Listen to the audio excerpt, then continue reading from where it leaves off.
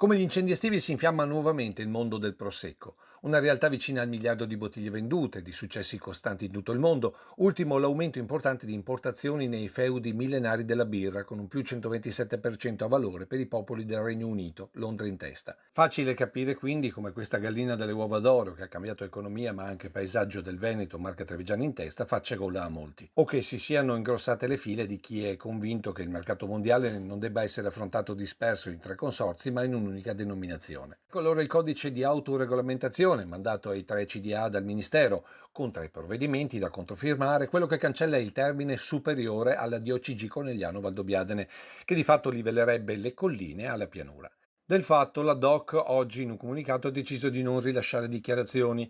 Chi invece parla è quello che da sempre tutti indicano come il Savonarola di Valdobbiadene, convinto che il Ministero non si è mosso a caso. È semplice perché si è fatto tirare dalla giacca da quelli della DOC. Vorrebbero fare un prodotto Max Meyer, cioè un prodotto uguale per tutti. No, questo è impossibile perché, ripeto ancora, noi siamo il Conegliano Valdobbiadene Superiore di CG Prosecco e questo è il territorio che ha fatto la storia anche per questi signori qua, benché loro vorrebbero cancellarci sia a livello qualitativo, sia a livello di storia, sia a livello di territorio. Questo non deve avvenire. Mi auguro che il signor Zanette e il signor Giavi si facciano un esame di coscienza e riflettano molto su quello che stanno dicendo e stanno facendo, perché noi non molleremo.